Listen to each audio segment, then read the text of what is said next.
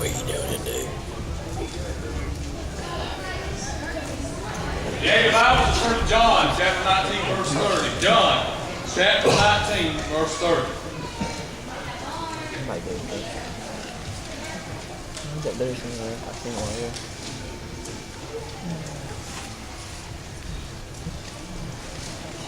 Just a second.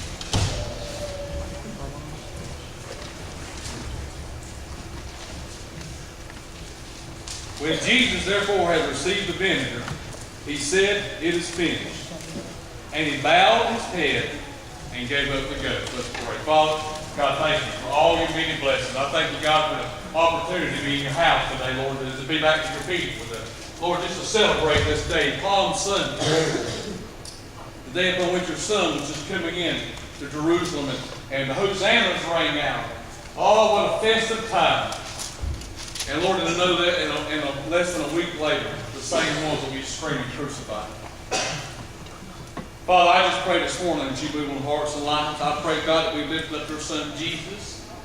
And as he's been lifted up, I pray you can draw everyone in this room into him. You know the needs, the thoughts, the minds, the hearts of each one in here. And God, I just pray this morning that you will move in such a way, in such a fashion, God, that folks will never be the same. That each and every one of us could be a little bit different than when we walk in. And God, it's yours.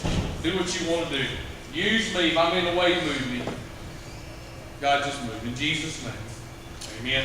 And I'll share something with you guys, and I'll do my best to get it out. About 8 weeks ago there, I'm going to be honest with you, I got serious with God. I'm tired of places in my life. And I got down on my knees, and I forgot to do something. I poured my heart out before Holy God. Yeah. And I'm telling you, I don't know if I'll ever be the same.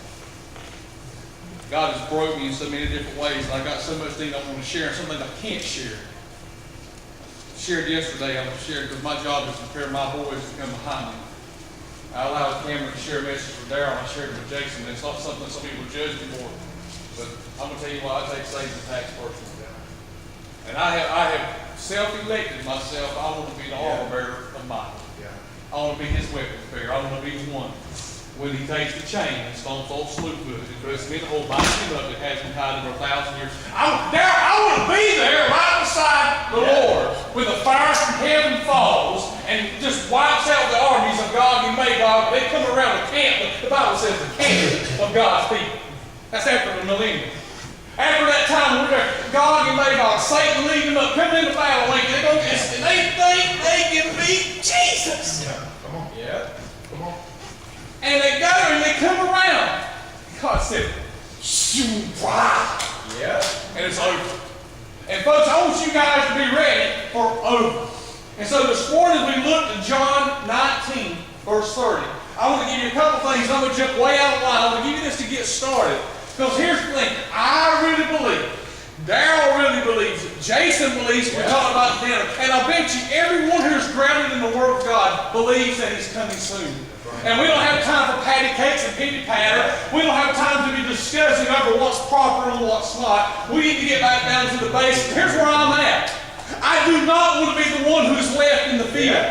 I do not want to be the one who is left by his brother. I do not want to be the one who thought he was saved. I don't want to be the one who did not know without a shadow of a doubt that I was going to bust and go into heaven. Why? That's how I look at it. We always say, bust hell. I want to go into heaven and just stand ready. And we got people who say, and I've heard preachers say, I don't understand. What will you say when you're asked why should you be able to go in? Dean, I don't have to say anything. I've got an advocate who's going to say, well done, good and faithful servant. You shall enter in. I ain't got to say nothing because the righteousness of Christ is going to be all over me. And here's the thing, guys. If I'm worried like that, you need to be the same way. You need to know that you know without a shadow of a doubt. Our entire faith, our entire blessed hope is based on, from this Sunday and next Sunday, a crucifixion and a resurrection. And you need to know that you know without a shadow of a doubt. No playing around. Yeah. You need to know. And here in John 19:30, it's sweet to me, and you may have read it before and you missed it, but let me give this to you. And then I'm going to go where I want to preach today, because I had to do this part today. When Jesus had, therefore, he received vinegar, He cries out to Telestai, it is finished, paid in full, done deal. That's what Brian can't understand. People are like, well, I got to get this right and get this straightened out, then I'm going to get in church. No, you won't. Quit lying, quit making excuses. You can't do it on your own. You can't. It'll never happen. It's got to be Him working through you. It's the only way. Okay? And here's the part I really want to concentrate on real quickly while we're together. It goes on to say, He bowed His head. Yeah. I want you guys to know something. I've been in the room when folks are taking their final breaths. And it is a heartbreaking time for us because we are selfish. We love our loved ones. When they leave, it hurts really bad. Yeah. And a lot of times they just lay their head over and they just pass away. Yeah. Jesus' body was bled out. But he has sweated profusely. He's been on the cross for a good while. He's had a pretty bad day, I'm telling you. And I talked about that last week. From the fact of taking the Via Dolorosa, the way of sorrows, taking the scourging of God and the punishment upon His body, entrails hanging out. And so we come to a point, and here's what I want you guys to know something. And whenever you've had a real bad day at work, or if you've worked out real hard at the gym, when you get home, you just fall out. He didn't say He fell.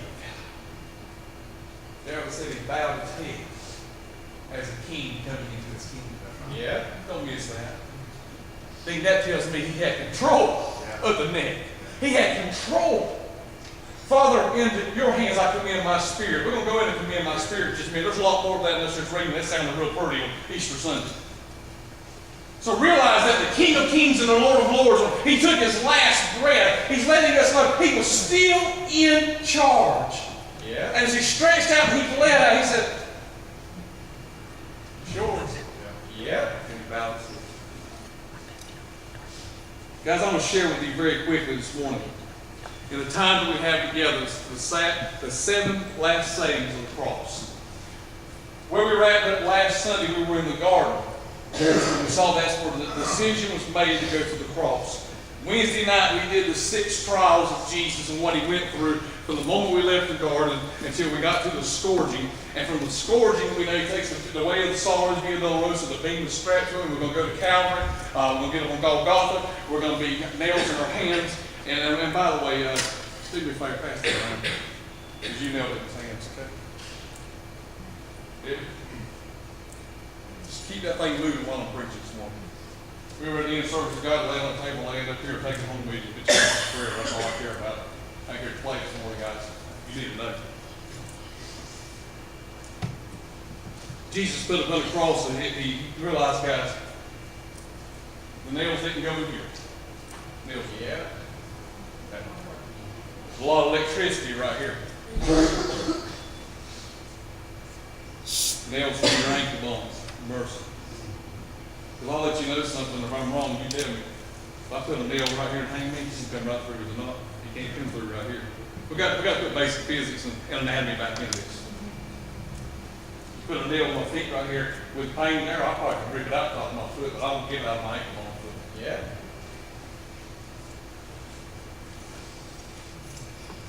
Saying number 1, I want you guys to realize, as Jesus is stretched out, He's heightened up all the pain in His body, all the weight of the world. Hey, literally the weight of His body just for a moment. Yeah. Going down on these nails.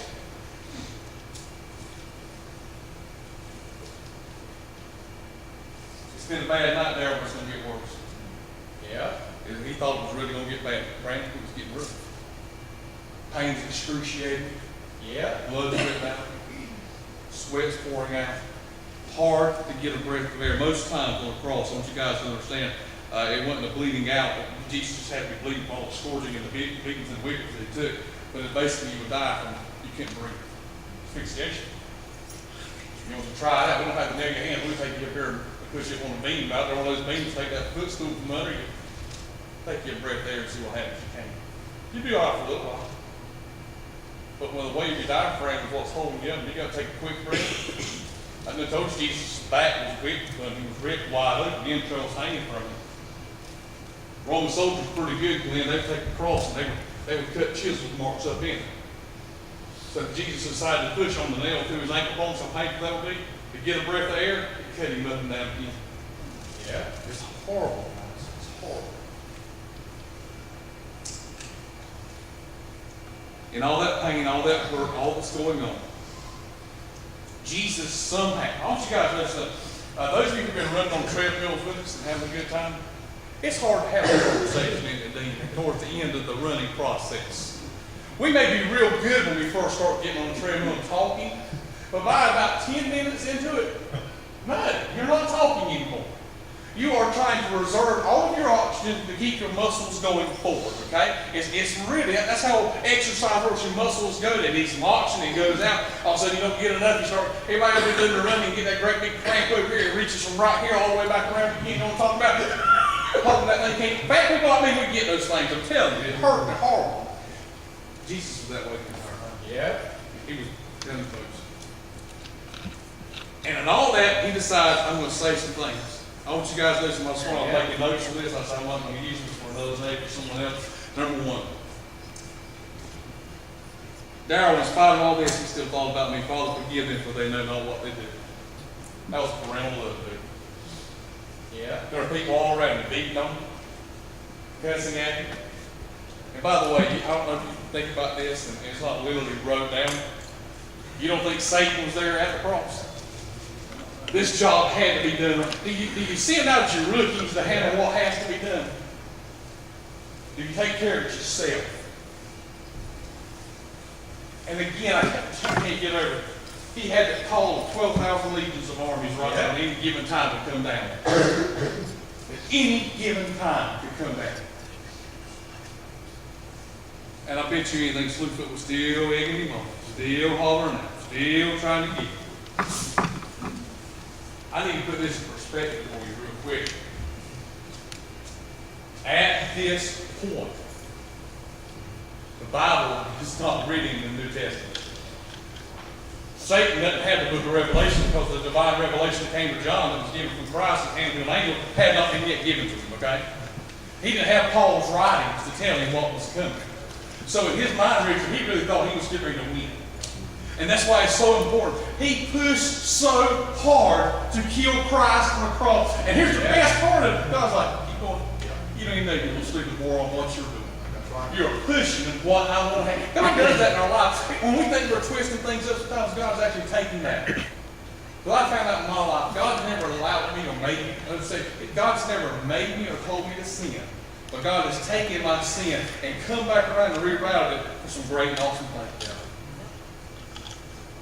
Forgive them, for they know not what to do. For those that were already there egging it on, at this point, God's eyes are still upon his sons. Now, I want y'all to know something very quickly. I have two boys. I know those two boys I'm talking.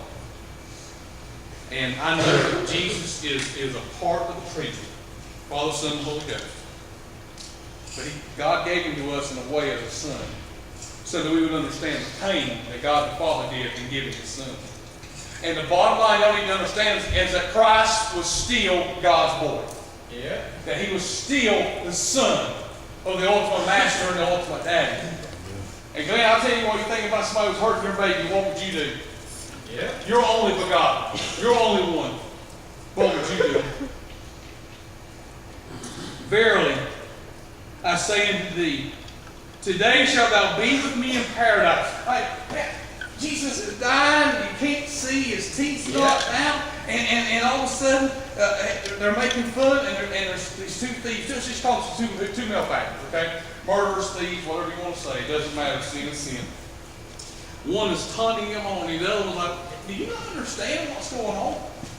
One of those guys got it. And I want you to know something. I used to preach a sermon, what a day to be crucified. Because that cat been crucified a day earlier, he went killed. Possibly 2 days later, he went to hell. But on that day, that thief busted open in paradise. Yeah. Abraham's bosom, upper shoulder, if you will. I like it. Yeah. Day to be crucified.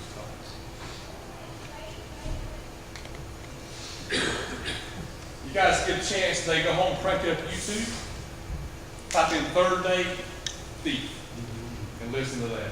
That tells the story. Yeah. Sermon in itself. I used to like think about it, you know, that day Christ took him in with him in paradise. And Christ had some things he had to take care of, and I'm going to touch more on that next week. Richard took another deep breath, and his body's hurting, he's in agony, he's probably out of his mind. He looks down, and he sees John. You got to realize now, John is a boy. Probably not much older than you. Same age, maybe. Sees his mother Mary. It basically says, John, here's your mother. Mom, here's your son. Yeah. Making provision, providing. They both needed each other. How many of us will stop and all that pain, hurt, fear, and all that's going on and start caring about someone else? 3 examples, 3 sayings. Glenn? Daddy, forgive all of them.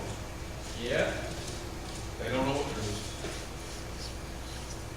Daddy, this one's God. He's going to paradise. Yeah. On my dime. Dad, blessed so that Mom has someone to watch over her. I know there are others, but I trust John. And Daddy, John needs Mom. I was talking yesterday, we had an awesome time frying about 30 pounds of chicken for last night. And Don walked into a mess. I was tore out. I got locked up in Walmart yesterday. I was in Walmart in the meat aisle ducking. I tell you what, I got thinking how good God was. I was texting Matt and I went to squall. He thought I was trying to meat prices. Man, I looked. That guy walked out and looked at me 2 or 3 times. I was like, oh. Guys, this ain't no joke. This is the basis of all of our faith. Dude, I was in Planet Fitness. I was in a massage chair and I was just typing stuff in. God was speaking. I was speaking to my family, praying over things. Friday night, I'll tell you what I did was awesome on Friday. I just prayed over man, just from the crown of the head to the sole of the feet. God, if there's anything I want you to get rid of, here's the thing. We all have sin in our lives in this room. Don't you judge me for what I'm going to say. I said, God, there's stuff you're going to clean out. This Cameron asked me, he said, Daddy, what's going on? They see me at home. They're all over and squalling. I don't know why. I told my wife, my estrogen levels must be up. I don't know. Y'all make a joke sometimes. Glenn, I tell you, I've been more patient. Yeah. But I'm telling you, we don't have long. You folks are in seats today for a purpose and a reason, and some of you in this room are not saved, and you will go to hell if you don't get saved.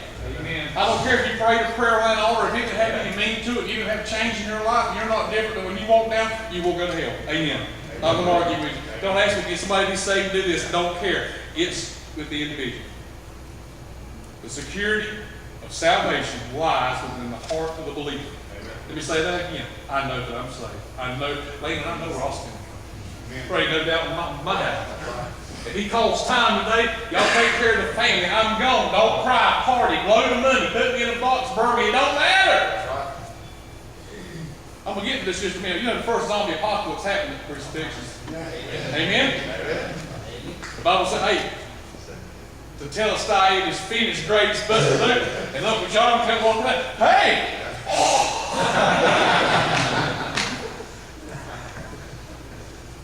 I had somebody ask the other day, did it really have a zombie apocalypse at the cross? Absolutely. Said the dead walk the streets again. That's what I see. We had to get ready for captivity to take the captive, right? We had to get them ready. Man, you're talking about a rumbling and a rattling in the grave. Lord have mercy. And people still didn't believe. People still don't believe.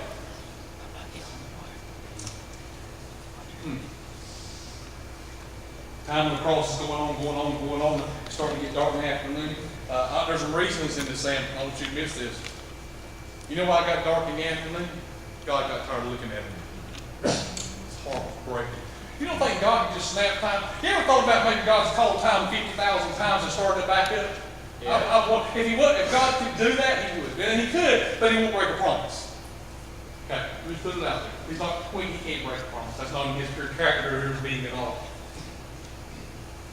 But I look back in the Old Testament and I can't get over it. He'd open up holes and swallow people just because they was nagging God's man. I don't know how much longer we got. If he set down fire and walked out Sodom and Gomorrah, how much longer do we have? Amen.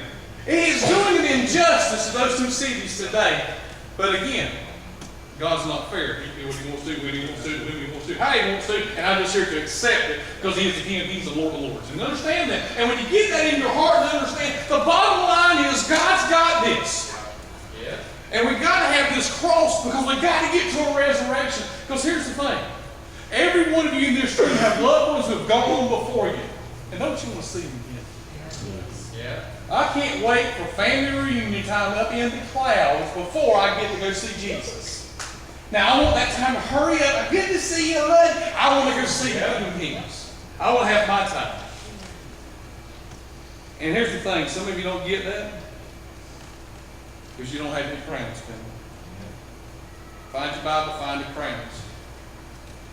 We wrap up 1st, 2nd Peter. Y'all go through the crowns. We'll go through them on Sunday nights. There's crowns. When I get laid down in college, I want into this thing. We're getting in the afternoon. The skies turn dark. It's black. Yeah. And here's where we're at. We're coming to the moments of final time of rumbling. Satan's laughing. Satan can feel Christ dying. That's how he is. Realize now there are a group of angels who are pretty powerful. And they have their own things that they have to do. Gabriel's entire job, his one job, is to announce. Satan's one job, guys, was to lead worship, basically. Because of the organs and the pipes that God made manifold and manifested into his body, so that when he spoke, it sounded sweet.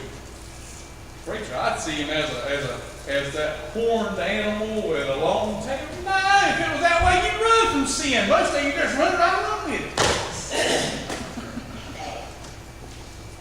The first one to tell me sin ain't fun, you're a liar. Now, I think sin is great, it's fun when you're doing it. But what comes after it? Consequences and guilt. Oh my gosh! Yeah. And the guilt don't just go away real quick like for me. Because there's been a change in me. And I've asked God to remove all that. I'll tell you what I've done. I don't go to the movies a whole lot anymore. See, I can't. Even our PG-13 was rated R for me and you was boys. You agree with me, Steve?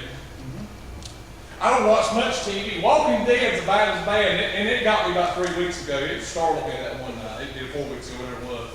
And that's about, other than that, I don't watch a whole lot of TV. If you think of anything, I might watch a movie that's on TV that's already been edited for daytime watch. But other than that, a few sports, I don't watch a whole lot because I don't want that junk coming in, Richard. You know what? Junk in, junk out. Yeah. Hey, that's it. Most of you already have lost most of you because you're not going to do that, but that would take some holy living. I'm putting on a whole lot of patience and a whole lot of other things in my life and my family as well, and with y'all guys. Because here's the thing, I want to be, when I go into heaven, that's right, I said when I go, not if I go. I want to go with no regrets. I got enough regrets in the past. I ain't looking back at that junk no more. So I sat down with my wife and we had some difficult discussions this week, and I confided in you. I was hurting. See, I confided in you. But I know you don't talk. Difficult stuff. It ain't fun talking about it, but you got to get it out sometime. And old Lucifer, he has done a great job this week tearing that apart. I knew 4 weeks ago when I started preaching hard as I used to preach that there would be consequences. And I want you to know, I know y'all's week had to be good because the devil's been in my house. He's camped out. He's got mail coming to the house. He just set it up. I saw it. At least he'll leave y'all alone. I'll survive it. I'm going to get this third one. Fourth. It's late in the afternoon. Coming to a moment. And I told you before, Christ made a decision to die for us, coming across. He knew there would be some pain, some hurt involved. But here's where it got bad because he thought God had already ended this. He has electricity pulsing every time his heart beats. Well, blood can spurt out, spurting out.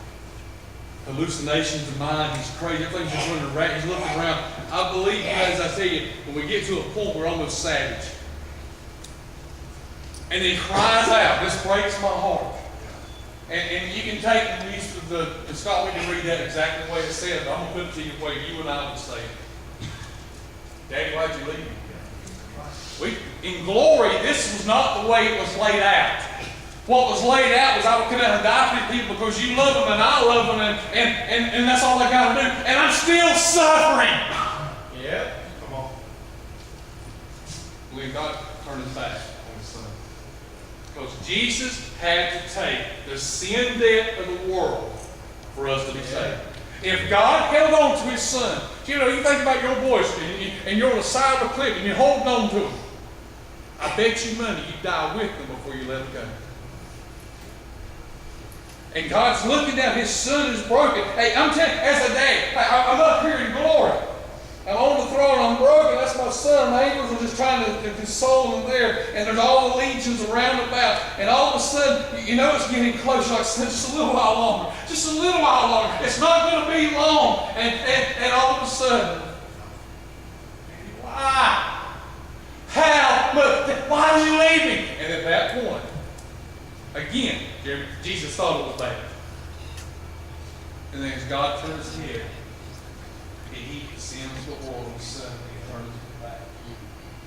At that moment, Christ thought, we just think we have bad days. We just think we have attacks. And Satan could feel the crippling upon Christ as he died. And I'm going to tell you something very quickly. Jesus didn't die of any broken bones. Amen? Right. He didn't die of asphyxiation because he said it is finished. That's my point of reading that. He bowed his head. Yeah. He died with a broken heart. His heart literally had exploded into tears from the sin that he wore. What greater love than a man will lay his life down for a thing? Think about that. We'll wrap it up. As it's heaped down upon him, Jesus cries out, "I thirst." There's a purpose in that line. There's still some humanity in it. If that means just a man on the cross, he died a long time ago. To be able to speak along says God's all over him, but now the humanity's got to be. Christ had to identify with you and I for this to work. I read to you today, it is finished. To tell us that I paid in full, debt paid. And here I want to let you guys know. Quit trying to hold on to your salvation. You can't do it. You can't be good enough. The Bible says, none are good.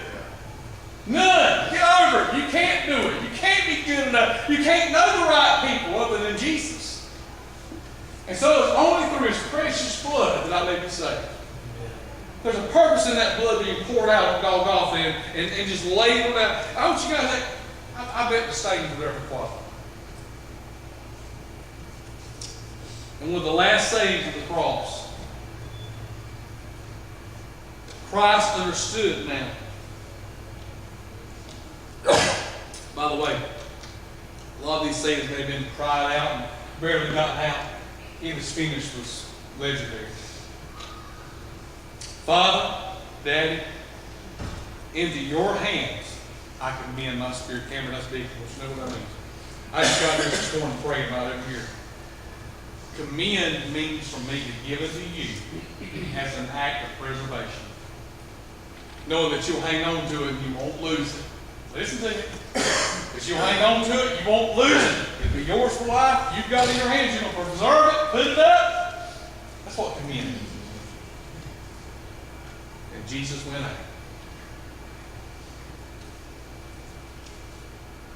Gone.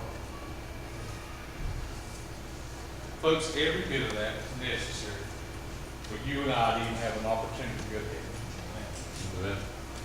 Ain't one thing depends on you. Take the free gift and run with it. Preacher, there's all kinds of things in my life. You don't know me. Y'all don't know me neither. No.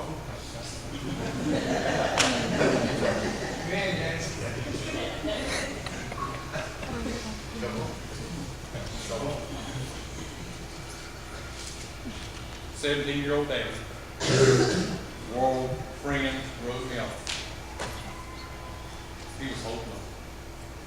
I had someone tell me time he told you to go sin. He knew where you were going to be as a preacher. No, he didn't. I sin because I'm nasty and dirty and I'm not good. And God heard the cries of a young man in 1995 in his bedside, broken and crying, and wanted to make sure he was going to go to heaven. You know what he did there? I say, he sealed me. set me apart for his use. There was a little bit of time in that. It didn't happen all at one night. But I'm going to tell you what, there was a change in me. And those who know, Don and I were discussing with the young boys, and that's what we're supposed to do, was pour ourselves into them yesterday. When Don got it right, Don got it right. Yeah. He made a decision as a young man. He did what 95% of men in this church did. We got wild and crazy for a few years, and all of a sudden one day God's Spirit come back, and I'm telling you what, I saw the biggest change in him. He was doing the same things he used to do, and he was driving me crazy when we talk about the Bible. Hey, that's how I've been. There, I read more Bible in the last 2 weeks than I read in my life, I told you. I was at the dance last night studying my Bible. Just, man, just couldn't get enough. It's not even what I'm talking about today. Other than the fact, make sure I got my facts right when we get the weapons bearer. Ain't none of you getting that job. That's mine. There'll be some drama in heaven y'all trying to get in my place. That's amen. I'm glad. Salvation's fun. There are folks who are going to church today and sitting there in their self-righteousness because that's the way you're supposed to act in church. Where's that at in the book? Richard, is it in the book? Yeah. No, it's not. No. Even. It's not there. I can dress the way I want to dress, as long as I'm covering up what separates me from. Hold on, get on that again.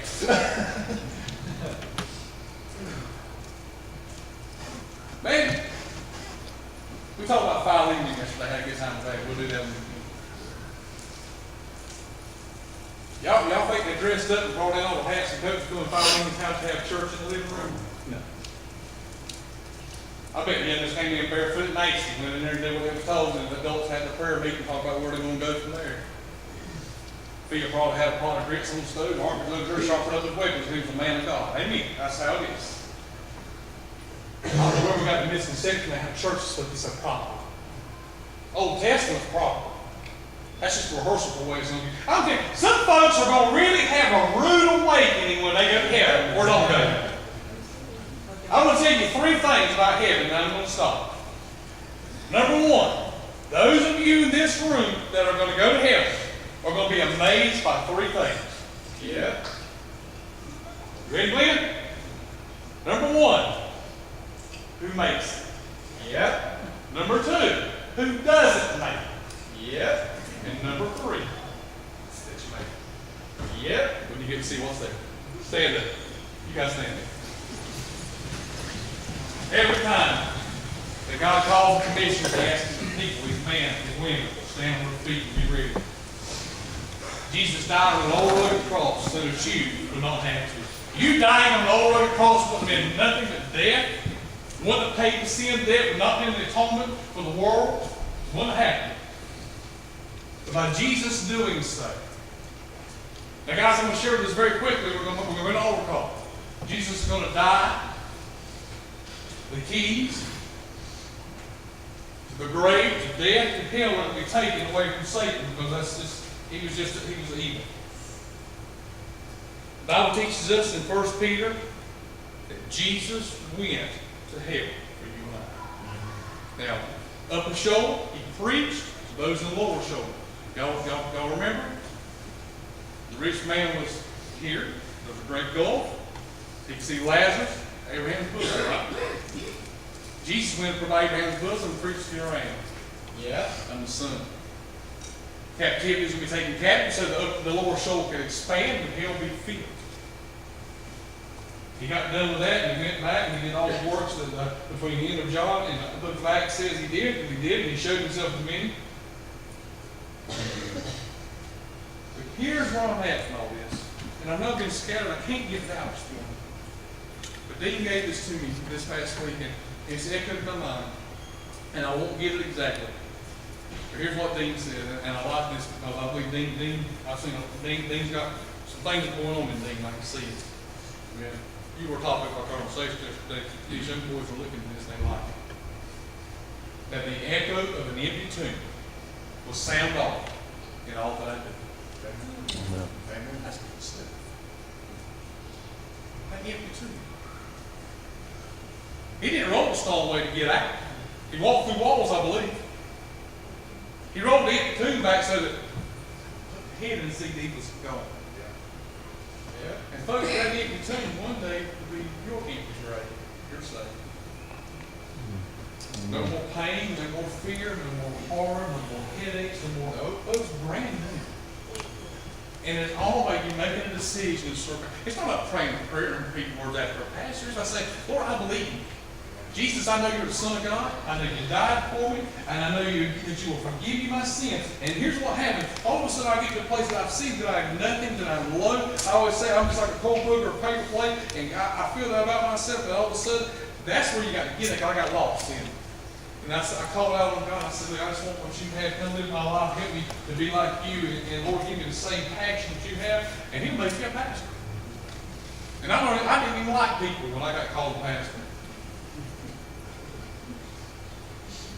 I like most people now. I'm in therapy.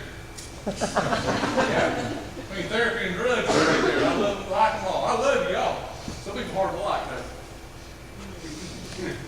Time to be honest. People think, I like everybody. Liar. Hey, people don't like hearing that word. I know it's me. Storyteller. That better. That always make it sound, it's leaking in. In fact, if you guys value this, where you at, you are. Where you at? Only you know. Guys, I want you to know something. I'm going to share it today because I'm going to be accountable. I pray in Jesus' name before I ever get complacent again, I pray He kill me. And I mean that. I pray before I ever cheat on my wife and hurt her, that He'd kill me. Yeah. I pray before my life is ever an example for my boys, that He would kill me. Before I'm not the kind of daddy that my daughter can look to and want that in her husband, I pray He would kill me, He would remove me, He would take me on. Because I'm that serious about how much time we've got left. We don't have long. We've got time to be playing. And there's a reason why this church is full this morning of people hungry for the Word of God. I'm telling you, if you've got folks that are lost in your family, you get them here next Sunday. Promise them a big breakfast, so there's going to be one here. Promise them a lot of food at sunrise, and go straight through. And I promise you, the Word of God is going to be preached. The kids are going to be involved, and we're going to have a great time. But for you to really enjoy that service, and if you're here today and you're lost, I get right today. You might not get next Sunday to get it right. Yeah. You may not get to make it home today. And God may be calling around. I bet you anything right now there are folks in this very room that their stomach is in a knot because God's speaking to them. Amen. Folks, and for the last 8 weeks, let me share this. God's almost spoken to me audibly. Almost. I'm not a fruitcake. I just know that. He's almost audible. God told me some things. I told Him some things. And when I did the things I said I would do, He gave me Daryl about 2 or 3 weeks to show I could do it. Yeah. And then He did this. Wednesday nights, people pour out on an altar. Man, when's the last time churches had that? Folks, that's something different. And it begins with me. If the service ain't good, it's not the praise team's fault. It's not the one who took up the offering's fault. It's not the one who set the air conditioner or heating control's fault. And it's definitely not God's fault. When you start taking a little bit of responsibility, it's my fault. If you live your life in here every day, every waking moment of your life, as Daryl shared with us last summer, it may be hard for me to tell you I can't go a day without sinning. It may be hard to tell you I can't go 6 hours, 2 hours, even an hour. But I can tell you what I can do. I can promise I can go moment by moment, minute by minute. And I'm telling you, from where I've been, I really believe He is good. Father God, this is your time. Speak to the people. God, there's one here today that's not know your Son Jesus and the sacrifice that He laid out. And I pray, Lord, in the name of Jesus, they grab hold of it today. For those who have it and not just fell in love with the magic that comes along with it, and Lord, all the treasure. Father, I pray this morning they'd have a newfound love. Father, have your will way, I pray in Jesus' name. Amen. Amen. Amen. God, they all pray and see what we need to do. Well, I am unaware you sing all around, but I never hear.